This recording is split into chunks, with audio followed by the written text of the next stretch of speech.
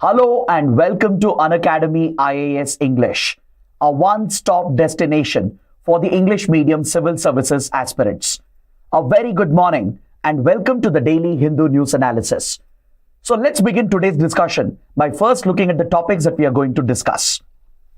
From the Delhi edition of the Hindu, I have chosen 8 important articles.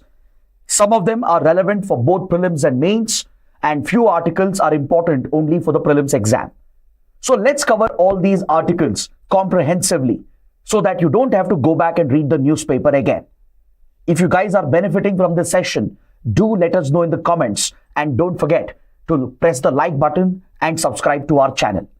Now, before we start, I have an important announcement for 2026 and 2027 aspirants. Unacademy IAS English has recently launched the Ignite batch on 29th November, and Sarmad Mehraj sir has started with Indian polity classes. This would be a comprehensive online classroom program in the English medium, and these subscriptions are available at the lowest price ever. You can avail the course at these prices, and you would also get access to other batches in Hindi and bilingual, along with access to our study material, prelims and mains test series, and as well as one-on-one mentorship. So do avail of this offer as it ends today, and you can enroll for the program by clicking on the link provided in the video description. So let's get started with the analysis of today's The Hindu newspaper by looking at this important column from page number 8. This article is focused on the topic of family planning, which happens to be an important governance health related issue, and as well as there is an underlying social issue that affects family planning in the country. Now, when it comes to the usage of contraceptives, there is a stark gender divide which is noted in countries like India. In fact, not just in India, even in many countries, even in some developed countries as well, because of societal norms, because of patriarchal nature of the society and the male ego, there are cases where the male partners in a relationship are hesitant to use contraceptives, be it temporary contraceptives such as condoms, or be it permanent contraceptives, which includes sterilization surgeries such as vasectomy. Now, if you look at the data, be it in India or around the world, and compare the number of vasectomies with the tubectomies, which is a procedure for women where the fallopian tubes are clipped, just like the vas deferens would be clipped for the male partners.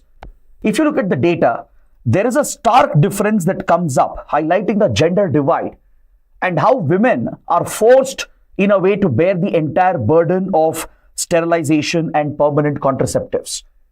It is this critical sensitive issue which is being explored by this article. So let's dive a little deep into this column and understand all the key analysis being presented in this article, and let's go beyond the article as well to make it a comprehensive discussion. See, India started its family planning program back in 1952. The government of India launched a national family planning program, and the initial focus was on promoting maternal health and infant health. But gradually, as India's population started exploding by 1960s, 1970s, the focus of the program shifted towards stabilizing the country's population. By late 1950s, it became evident that India is headed towards becoming one of the most populous countries in the world, as there was a massive surge in fertility rates, especially in some of the backward regions of the country. So, to put a stop on the massive surge in population and to stabilize the population level, family planning was actively promoted by the government through various initiatives, through awareness programs, through social behavioral changes which were promoted through communication and campaigns. The government made many attempts to promote the usage of contraceptives, both temporary and permanent, with more focus being placed on permanent contraceptives. So surgeries like vasectomy and tubectomy would help in curbing the rise in population and stabilize the population level. So if you look at the data from 1960s till now and compare the percentage of vasectomies with tubectomies, you will find a stark gender difference. Back in 1960s and 1970s, the data clearly shows that initially the number of vasectomy procedures were significantly high because there was an active push by the government. There was an incentive support that the government was providing. And also during emergency period, there was a controversial mandatory sterilization program that was pushed, which was seen as violation of basic rights as well. So because of a combination of these factors, the percentage of male sterilization back in 60s and 70s was significantly high at around 80%. But over the decades, this trend has seen a big change. You will see a big decline in the case of male sterilizations across states. It's not limited only to some of the states, but across India, there is a significant decline seen in the usage of male permanent contraceptives, that is, permanent sterilization through vasectomy procedure.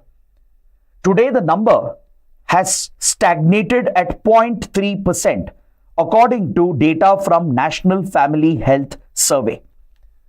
The NFHS data from the 4th and 5th edition clearly shows that over the last decade, male sterilization has stagnated at just 0.3%.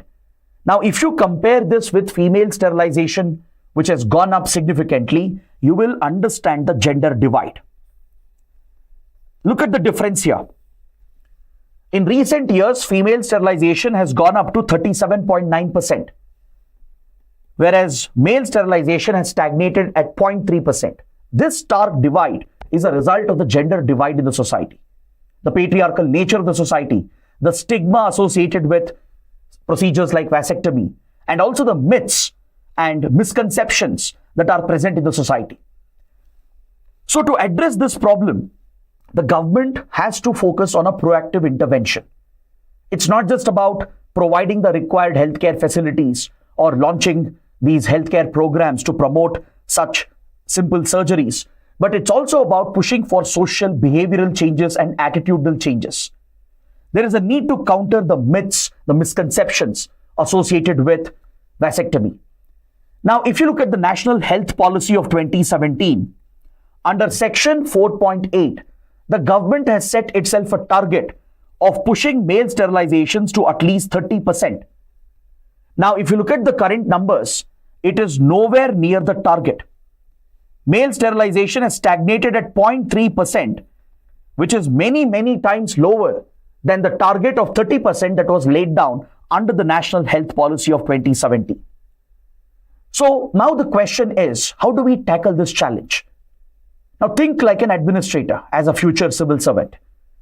If this is the challenge in front of you, what would you do? The first logical step is obviously to identify the root causes. Let's say you're posted as a DC in a particular district, and you see that in your jurisdiction, the extent of male sterilizations are abysmally low, and women are entirely bearing the burden of sterilization. So first attempt would be to identify the root causes. What social, cultural, and behavioral factors are leading to this? Is there any lacuna in the government initiatives? What are the healthcare facilities available? What is the cost of such procedures? Are there any incentives to promote male sterilization? So that is something you need to understand. And based on that, solutions have to be devised. You also need to learn from other successful models. Maybe there are other states and districts in the country which have done better through a proactive intervention. You need to look at global case studies and understand from other countries as well, which have succeeded when it comes to promoting male sterilization. So this learning is very crucial for any administrator in order to solve these problems, which are linked with social issues as well. Now, the writers of this article, they have conducted a lot of studies and they present some data and findings in this article, which I found to be very interesting. The writers are correctly pointing out that if we continue on this path, we will not achieve Sustainable Development Goal number 5. SDG 5 of the United Nations mandates all countries to strive towards gender equality and empowerment. And this applies for sexual reproductive rights as well. Because in any relationship, both the partners should share equal responsibilities when it comes to family planning. The entire burden can't just be shifted on women. We have already seen this happening in the case of temporary contraceptives, such as condoms and other options. So we can't allow this phenomena to affect the gender balance in the society. So if we continue on this path, if the numbers are so poor when it comes to male sterilization, by 2030, when SDG targets will come to an end, India wouldn't have achieved SDG number 5, which calls for gender equality and empowerment. So let's see what studies are being brought out by the writers, what initiatives are being suggested, what other solutions are being brought out to this column. See, as I said, this is not just an India-specific problem. This problem is seen in many other developing, underdeveloped countries and also in some developed conservative societies. For example, if you go to United States, many of you might assume US to be one of the most developed country. But there are several conservative pockets in the US. Places like Texas, Nevada and others. They are very conservative, where religious practices and customs discouraged the usage of contraceptives. In Europe as well, right? There are pockets of conservative areas where religious customs and practices dictate the choice of contraceptives. And you also see a stark gender divide where male contraceptive usage and adoption is much lower as compared to the percentage of female sterilization and female usage of contraceptives. So how do we address this? So at the global level, Vasectomy Day is marked on the third Friday of every November. This year, it fell on 15th November. And this day is used by all global organizations like UN and its agencies to promote awareness, to run campaigns, to spread a positive message, to address the stigma that is attached to vasectomy. India also marked Vasectomy Fortnight in 2017, where the central and state governments, with the help of local authorities, carried out awareness campaigns around the country to promote vasectomy as a safe alternative, as a part of family planning measure. Now, increasing awareness is critical because, as I said, there is a lot of myth, a lot of misconception attached with vasectomy. One popular myth is that it's a very painful procedure. Yes, at one point, when medical science had not really advanced, any procedure for that matter which involved a surgical cut would be a painful procedure. But today, thanks to medical advancements, there is a non-scalpel vasectomy which is available. Non-scalpel procedures are available today. And people are not aware, especially lower sections of the society, they don't have that awareness. Forget the lower sections, even the middle class and the upper class may not be aware of these non-scalpel vasectomy options which are today available in the market. The surgery is absolutely safe, quite effective, cheaper as well, but there is a lack of awareness. There is also a misconception and a myth that this could affect male libido. It could affect the sexual drive. And this is pure myth. Studies have clearly established that vasectomy doesn't really impact one's libido or sexual drive. So there is a need to cast away these myths, the stigma attached with it. And also, this has a lot to do with male ego, which is found in patriarchal societies.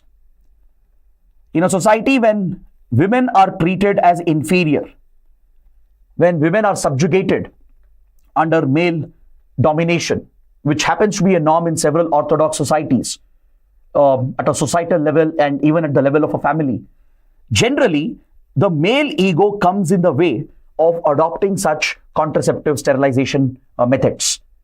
Even at the household level, there might be opposition from the elders. Even if a male member were to volunteer to get sterilized, there might be opposition from the elders because of all the myth that is attached with sterilization. So we need to tackle these social problems, behavioral problems. It's essentially an attitudinal problem. You need to address the myth and the stigma attached with it and clear the misconceptions. So proper communication and awareness campaigns will be critical. And along with that, the study conducted by these authors, right? They've gone to rural parts of India, spoken to women and asked about their view about men being hesitant to get vasectomy done. And many women, you'll be surprised to know, actually support this stand of men. Many women believe that this should not be the burden of men.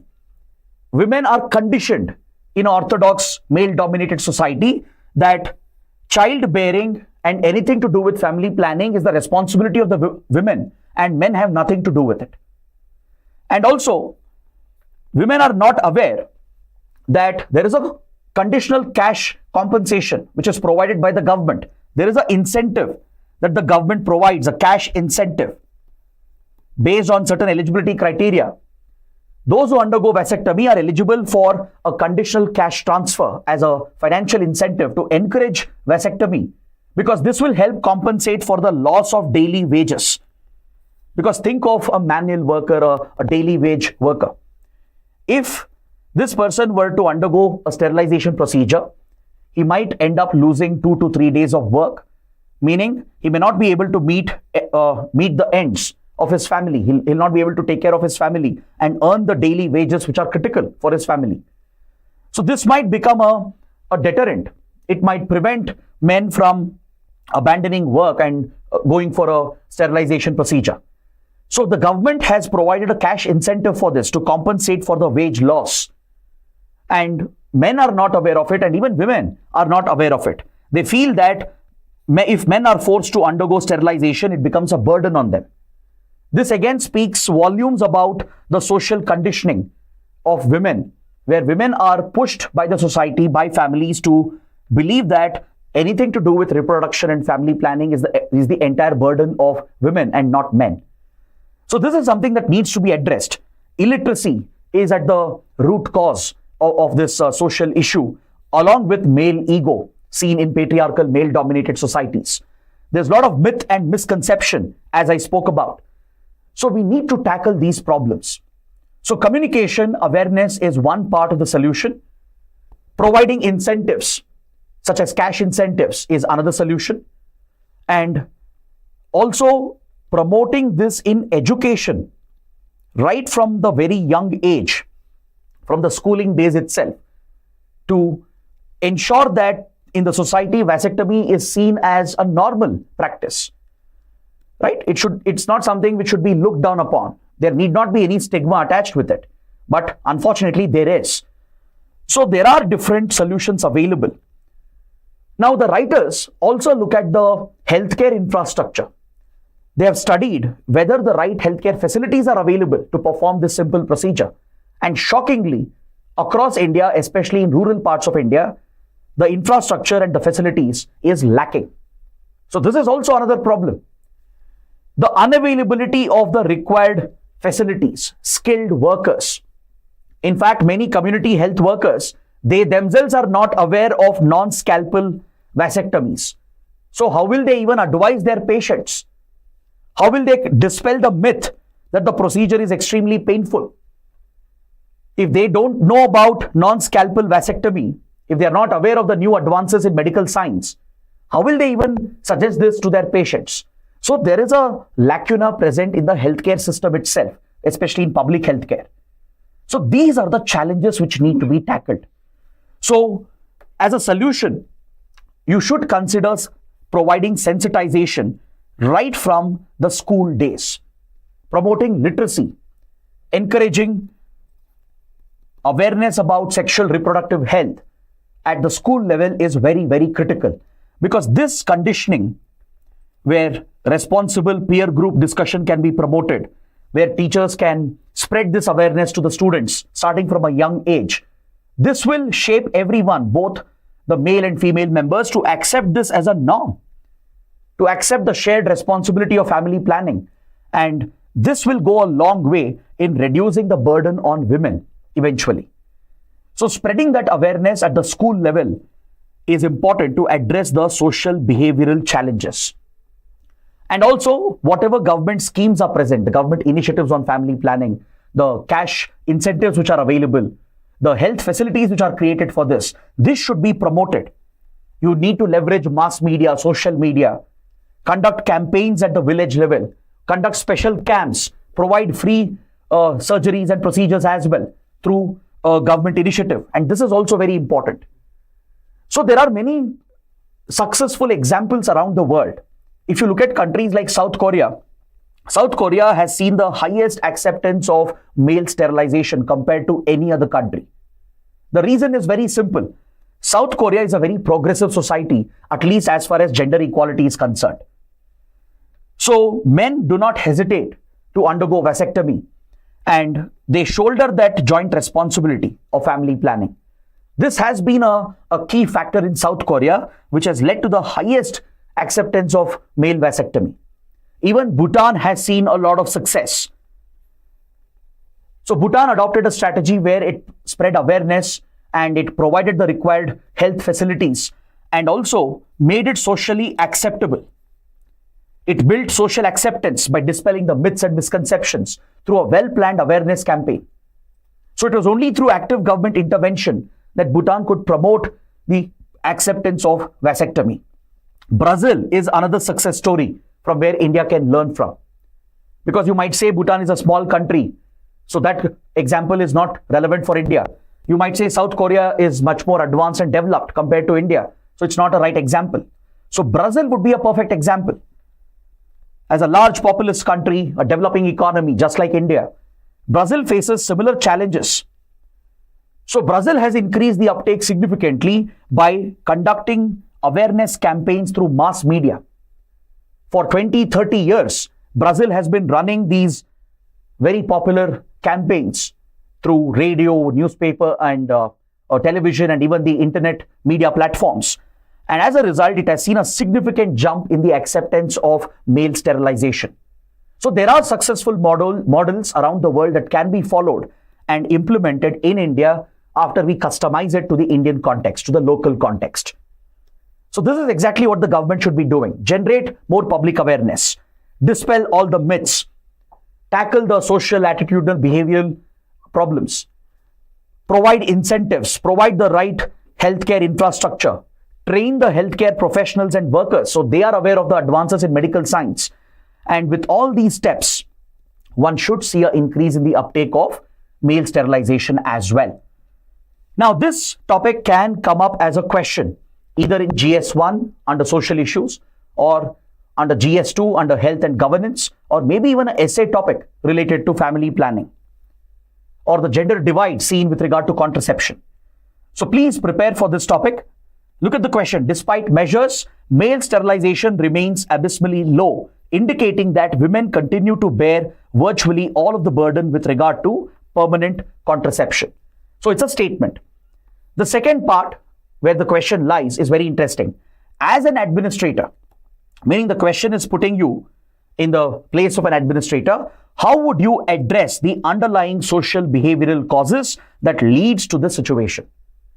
So based on what we have discussed, see if you can write an answer to this question and please post your answer in the comment section. Now let's move on to the next article. We have an editorial on page number 8 related to ONOS, which was recently approved by the Union Cabinet. The topic is very important for science and technology. ONOS stands for One Nation, One Subscription. If you remember, a few days ago, I had covered this topic briefly under the Prelims section. Recently, the Union Cabinet on 25th November has approved One Nation, One Subscription to make access to scientific journals more accessible, to ensure that scientific journals and research papers which are published in them become cheaper and accessible for researchers in the country. The government has come out with this initiative with an outlay of 6,000 crore rupees for the next 3 years. So this editorial provides a critical assessment of this initiative that has been launched by the government. It looks at the pros, the positives, the benefits that might arise for science and tech and innovation in the country. It also identifies the flaws in this scheme. It's a critical assessment. So the idea of having a single subscription for all research material in the country was first proposed in the 5th draft of the National Science, Technology and Innovation Policy that was brought out by the government in 2020.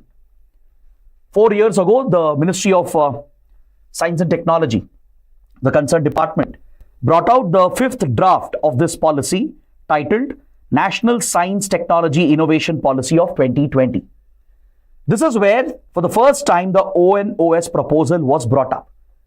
Because accessing research material has been a challenge. Why? Because these scientific journals, which publish all the research papers, they are very expensive. They are quite expensive. So in the country, let's say there are researchers, students, professors, and even, of course, institutions. If they want to access the study material, if they want to gain access to the new research which is happening and take a look at the findings, the only way they have is to pay a hefty subscription fee for multiple publications and journals, most of which are published by commercial publishers. You might have heard of journals like Lancet, Nature, etc. These are international publications in the private domain. They are very, very expensive. If you look at the local journals in India, even they are quite expensive because the commercial publishers, right, they do put in some effort in collecting the research material, publishing them, getting them peer reviewed. So they do expect a certain fee to be paid as a subscription fee to access the research material and the papers which are published in these journals. Now the problem is, as a student, as a researcher, as a teacher, you can't take all these different subscriptions, right? I'm sure as UPSC aspirants, you might face the same problem as well because you're expected to read from multiple books, different magazines, right? So there will be a limit to how much we can spend. Similarly, even with regard to your, let's say, streaming services. Today, all of us desire to have a subscription of all the OTT platforms, but eventually it might become unaffordable for a lot of people. So this is about accessibility and affordability. So in this domain, you can't just have access to 1 or 2 journals and be sure that this is more than enough for your studies and preparation. That doesn't work in research institutions and colleges. To be up to date with the latest developments in research and innovation, they will need access to all the research papers which are getting published in all the journals. So as individuals found it difficult to afford the expensive journals, what institutions did was they started buying them through their libraries. You take private universities or government-funded research institutions, they would subscribe to these journals and keep them in the library for ensuring access to everyone. So librarians around the country, they formed a consortium and they started bargaining with these publications to bring down the prices. So they would basically determine the eventual subscription fee, and commercial publishers would make enormous profits by working out lucrative deals with librarians and the consortium of librarians. So now the government is planning to displace the consortium of librarians and directly deal with these commercial publications and work out a one nation, one subscription model. Through this government intervention, the government will work with commercial publishers, both in India and as well as abroad, and ensure that one nation, one subscription model is implemented. So with a common access fee, all the journals will be made accessible. And that is the positive highlight of this initiative of the government.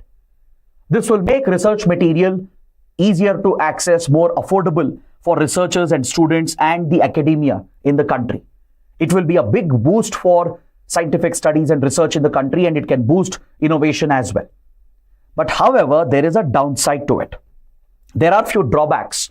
There are few shortcomings which haven't been considered by the government according to the editorial. The editorial points out that if the government is allocating 6,000 crores, it's a massive amount to be spent over 3 years to pay commercial publications, then how come the government budgetary allocation to science and technology as a percentage of GDP has remained stagnant over the years? One criticism against the government is that it doesn't allocate enough for scientific research and development.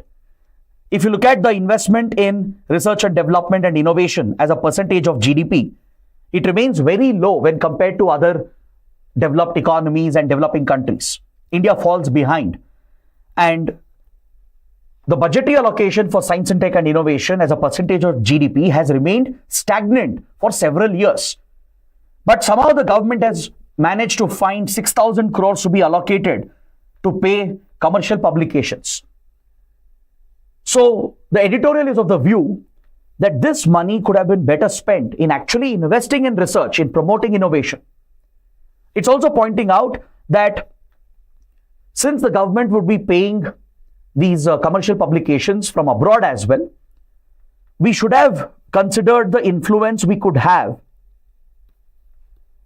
on scientific research in developing countries. With such a significant financial outlay under this scheme, India could now influence possibly the research which is getting published in journals and prioritize issues of developing nations. But that opportunity has been lost. We haven't considered that possibility under the scheme.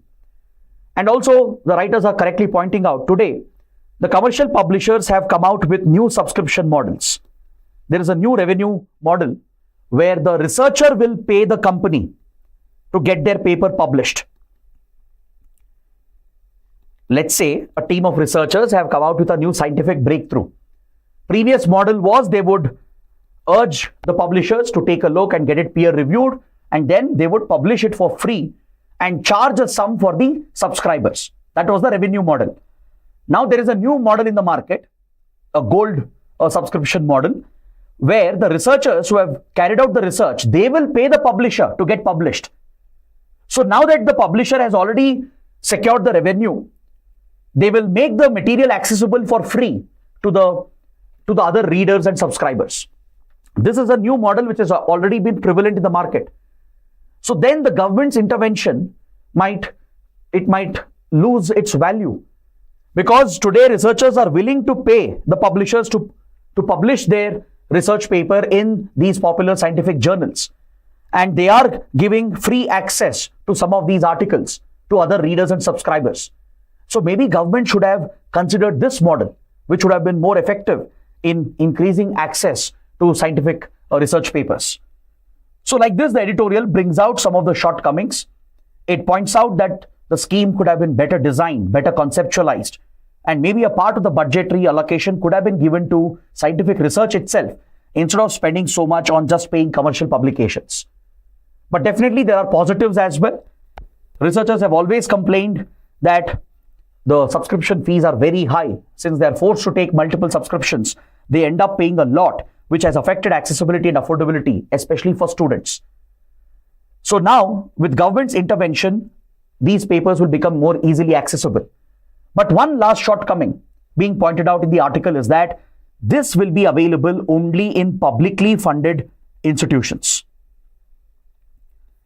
Only in government-funded research institutions, the one nation, one subscription model will be available, where all the scientific journals will be available at a single subscription cost.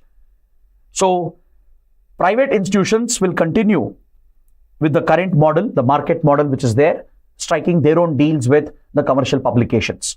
So, these are the possible shortcomings. So, you can anticipate a possible question on this topic. Critically assess the pros and cons of ONOS on access to scientific journals and its impact on research in India. So with this, I've completed the two big articles in today's paper. Now let's look at the smaller articles. On page 1 and 10, we have an article related to Indian economy, which paints a very concerning picture. The latest GDP data for the second quarter has been brought out by the National Statistical Office, the NSO, and the numbers are quite alarming. India's Q2 growth, that is the growth from July to September, has seen a significant fall to 5.4%, which happens to be the lowest growth registered in the last 7 quarters.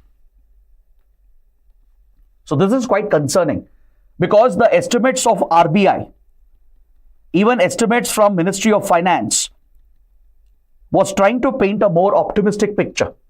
The RBI has estimated that Indian economy might grow in the range of 7.2%, and it was anticipating Q2 growth, that is growth in second quarter, to be around 6.8 to 7%. Finance Ministry also was quite optimistic, and it was basically estimating a growth in the range of 6.5 to 7%.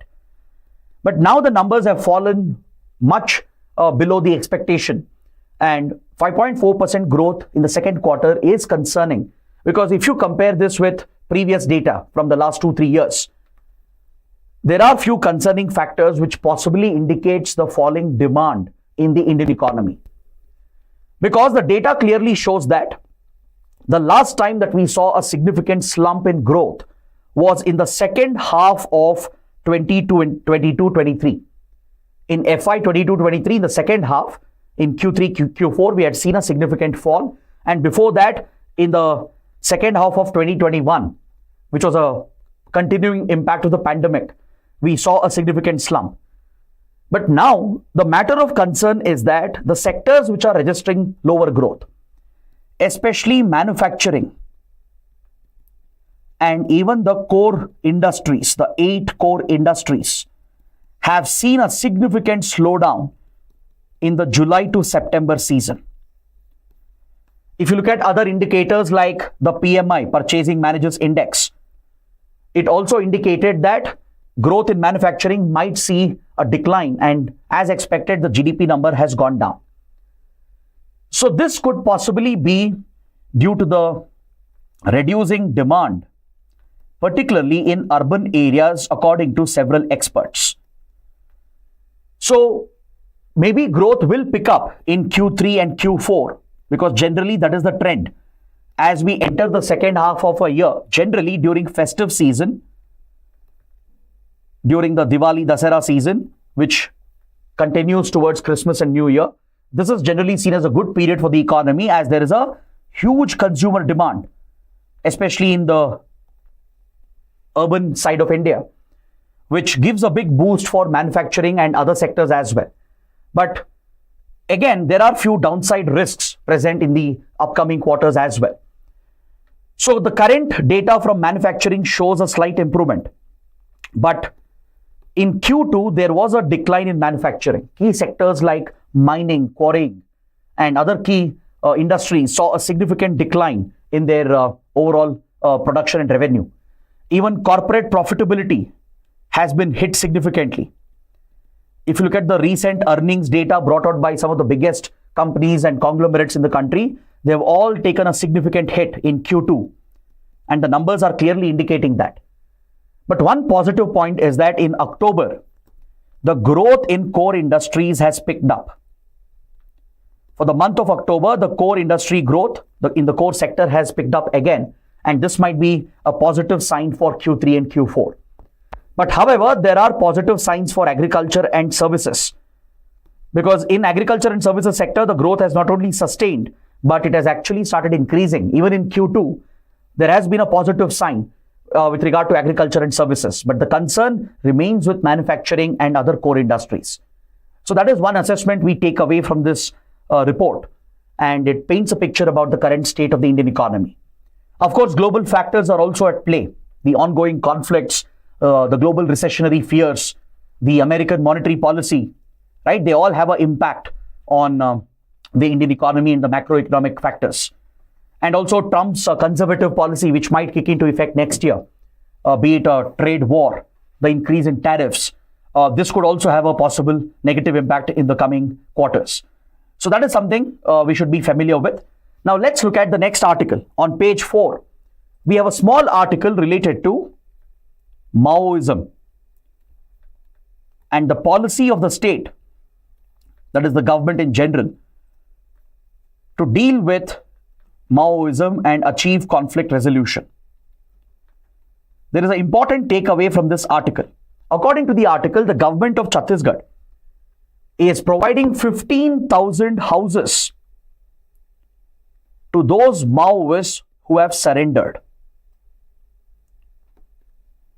Some of the houses will also be provided to the victims who are affected by the Naxal violence in order to rehabilitate those families which have been displaced and affected by this extremism. And also those Maoists who are surrendering, laying down their arms and surrendering to the police and security forces, they will be rehabilitated by the government with government support. And the state government will be building 15,000 houses under the Pradhan Mantri Gramin Awas Yojana. Now, some of you might be shocked to hear this, that why is government building houses and giving them free to former extremists? Is it a wrong example? Not at all. Why? Because this is a strategy under conflict resolution. It is a way of reaching out to the extremists and offering them a path back towards the mainstream. Having a surrender policy in place is a very important step in conflict resolution. India has dealt with many internal conflicts, from Northeast insurgency to militancy in Jammu and Kashmir and insurgency separatism in Punjab, and of course the Naxal movement. Having a surrender policy in place has worked. In Jammu and Kashmir, there is an active surrender policy where militants, if they surrender, they are rehabilitated and compensated by the government. It's an incentive that you're creating to convince some of the members of these radical extremist groups to lay down their arms and come back to the mainstream. Because eventually, at the end of the day, they are your own citizens. The effort of the government should always be to bring them back to the right path. So, to counter Naxalism as well, India has always had a surrender policy in place. In Northeast India as well, a surrender policy is in place. It is backed by the central government and state governments implement them. So, providing a job, building houses for them, or giving them a financial compensation. These are different ways of incentivizing militants, extremists to surrender and end their violence and come back into the mainstream. So this is encouraged as a part of conflict resolution. So it's not abnormal, it's not unheard of. It's a well-proven method to encourage a peaceful resolution of a conflict. And also, when you compensate the victims of the violence, you are essentially showing that the state cares about the victims. And this is important in a conflict zone. On humanitarian grounds, the state has a duty. It has an obligation to give compensation to the victims affected by any internal violence.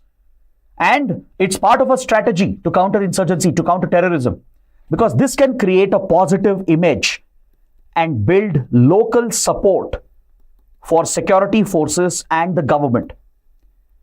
Now, if it's a conflict zone, it's obvious that the extremists have been able to build on the resentment that locals had against the government. They've been able to brainwash people and channelize the anger and resentment of the locals to create support for this extremist movement. So it's important to pull away the locals from the extremist influence and bring them in favor of the government and the security forces.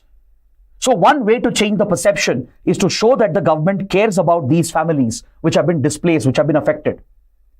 So by giving them such compensation, giving them jobs or financial compensation or building houses for them, it shows that the state is present, the administration cares about the people. And this could change the perception that locals have about the state. And it could pull them away from extremist influence and create support for the security forces and the government efforts to counter insurgency and terrorism. So that is the key point that you need to understand from this article. Many of you might even ignore this article, thinking it's a very small article. But it's actually a very important strategy as part of counterinsurgency, counterterrorism, to have a surrender policy in place and to compensate the victims of violence. Next, on page 12, we have another article related to the National Seeds Congress, which was recently held. When it comes to farming and agriculture, the quality of the seed is extremely critical to guarantee productivity. If rural economy has to do well, if farmers have to generate a a decent, stable income, and if we have to guarantee food security in the country, it is absolutely critical to ensure that high quality seeds which match international standards are provided to our farmers. So this has been a matter of concern in the country. Farmers often complain that the seeds that they are able to get in the market is of inferior quality. They also complain that seeds which are sold by private vendors and companies are expensive, unaffordable, which increases their input cost. So to regulate the seed market in the country, there are certain laws and rules and regulations in place. For example, we have the Seeds Act of 1966 and the Seeds Rules of 1968 notified under this law. We also have a national seeds policy. But the problem is these are all outdated. These are outdated laws and policies which do not match up to the global standards. Experts have complained at this conference, at the National Seeds Conference. Scientists and even industry leaders have complained that the seed quality certification standard in India is very, very poor. If you look at the certification of seed quality, which is regulated by the government and its departments, we do not follow the international standards. So no wonder poor quality seeds are being distributed to farmers, even from public agencies. Farmers are not able to find good quality seeds, and even if they find them, they are very expensive, unaffordable, which increases their input cost. So experts and scientists and even the industry agrees that seed quality certification is not up to international standards. So this is a major concern which has been flagged. In fact, the government had considered a revision of this policy and law 20 years ago when the Seeds Bill was proposed in the Parliament back in 2004. In order to replace the old outdated law, a new bill was brought out by the government, tabled in the Parliament in 2004, but it was not passed because of strong opposition from farmers and various organizations. Farmers were against some of the provisions of the Seeds Bill of 2004 as it appeared to favor the private industry. Farmers believed that it could compromise their interests, and farmer organizations protested and opposed it. And opposition parties also supported the farmers given the political sensitivity of the issue, and eventually the government withdrew the push which was being given to the bill. So it has remained pending for many, many years. And a new seeds policy was pushed in 2002, which has also become outdated, which has been seen as inadequate. So the need of the hour is a new law and a policy that can govern the seeds industry. Because see, government institutions which are involved in agricultural research, they pioneer new variety of seeds, high quality seeds, whereas private industry has leadership in bringing that research into the market and distributing it to the farmers. So if both the sectors can work together under a well-defined law with a well-defined set of rules and policy, and if we follow the global standards in seed quality certification, then even India can see a big turnaround in the quality of seeds which is being provided to the farmers. This will boost agricultural productivity, which can solve problems of food security, increase agricultural income, bring more stability to the rural belt, the agrarian belt, and improve the livelihoods of farmers. So that is why at the National Seeds Conference, scientists, experts, and industry leaders have demanded the government to bring out a new law and a new policy to replace these outdated laws and policies. So that is what we take away from this article. Now let's take a quick look at the prelim section. We have few small articles in the newspaper relevant just for the prelims exam. On page number 5, we have an article referring to illegal sand mining and an important ruling that has been passed by the National Green Tribunal. The NGT was hearing a petition filed in Uttar Pradesh against illegal sand mining and the impact of sand mining on human health. So in this case, NGT has issued orders to the Central Pollution Control Board to prepare all India guidelines, pan-India guidelines, to regulate sand mining, that is silica sand mining, and as well as the silica sand washing industry. See, when it comes to sand mining, there are two distinct processes involved. One is the activity of mining itself, which is mining the silica sand, which has widespread industrial application. And this sand which is mined, it has a lot of impurities. The silica sand mined naturally, it has a lot of impurities. So it has to go through a washing process, the silica sand washing process, to get rid of these impurities and to improve the quality of the silica sand. Now, both these activities, the mining process and the washing process, results in significant pollution, and it is seen as a major health hazard. Because the activity of sand mining and sand washing releases the fine silica dust and the particulate matter into the air, and it affects the workers and as well as the residents present in the nearby vicinity. Prolonged exposure to silica dust leads to an occupational lung disease known as silicosis. This significantly affects one's respiratory function. When excess silica dust gets deposited in the respiratory tract, it significantly compromises your respiratory efficiency and respiratory function. It is an occupational lung disease seen in workers working in the sand industry, in the silica sand mining and silica sand washing industry. Even residents present in the nearby vicinity of these mines are reporting silicosis cases. So this is a significant health hazard. So NGT, by using its extraordinary powers, has ordered the Central Pollution Control Board to frame pan-India guidelines to regulate silica sand mining and sand washing industry to tackle this health hazard. It has even issued directives to the government and concerned authorities to crack down on illegal sand mining and to set up the required medical infrastructure and healthcare facilities to treat the patients who are suffering from silicosis, in order to protect those workers who have been exploited, especially by illegal sand miners, and to protect the health of the residents nearby these mining locations.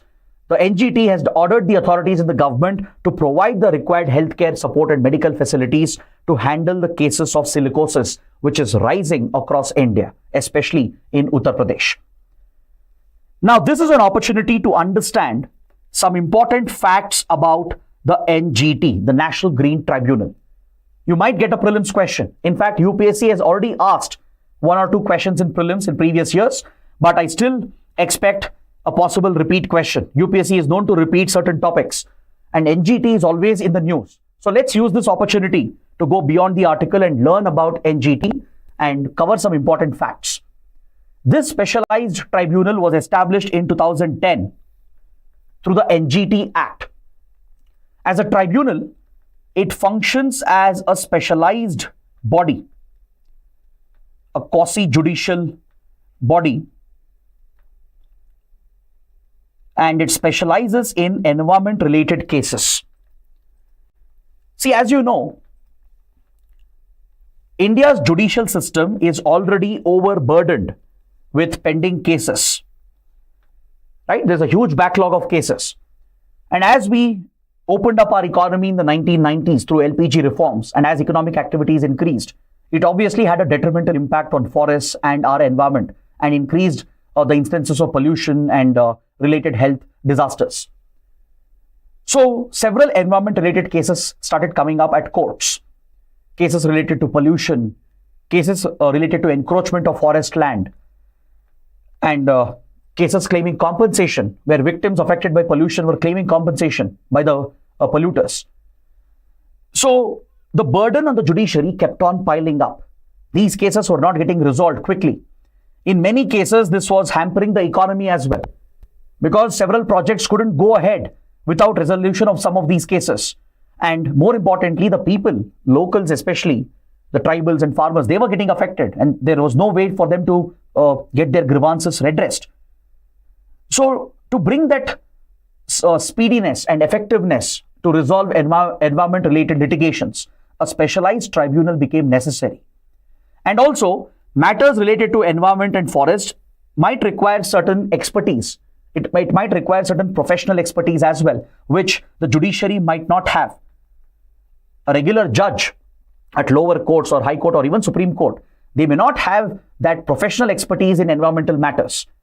So to bring in that specialization for environmental cases and to speed up the litigation process and to provide quick resolution of environment-related cases, the NGT was set up by the then Manmohan Singh government through the law passed in 2010. It focuses on effective, expeditious disposal of environment-related cases, any case related to environment conservation, forest protection, cases where environment pollution has come up, which affects the legal rights of citizens. Such cases are taken up against the polluters, and where victims are claiming compensation for the damage caused by the polluter. Such litigations are brought up at NGT. Now, NGT is quite powerful. It has the powers of a civil court. But it is not bound by the procedure laid down under the Code of Civil Procedure. It can go beyond this, and it is guided by principles of natural justice. So this gives flexibility for NGT while interpreting these cases. So it can go beyond the standard procedure laid down under the Code of Civil Procedure and invoke its powers as a civil court and apply the principles of natural justice to secure the legal rights of Indian citizens with regard to environmental matters. Ensure right compensation is given to the victims of environmental pollution and play a proactive role to protect our forests and environment without hampering the growth prospects of India. So that is the pivotal role of NGT. Its principal place of seating is in New Delhi, with 4 benches located in Bhopal, Pune, Kolkata, and Chennai. Now, the composition of NGT is also equally important. It is headed by a chairperson and consists of a set of judicial and expert members. The chairperson is often a retired judge of the Supreme Court, and the judicial members are retired judges of various high courts appointed by the government. The expert members are brought in based on their expertise in the field of environment conservation. So government has a criteria for this. Those who wish to be part of NGT as expert members, they should have a minimum 15 years experience in the concerned field. And based on their eligibility, their track record, they are appointed. And the NGT plays this critical role in resolving these environment-related cases speedily, effectively, and thus securing environmental justice. So that is what you need to know about the NGT. Now, coming to another article on page 5. The article is referring to India's Gaganyatris who are being trained in the United States for the Axiom Mission 4, which is an upcoming mission through SpaceX to the International Space Station.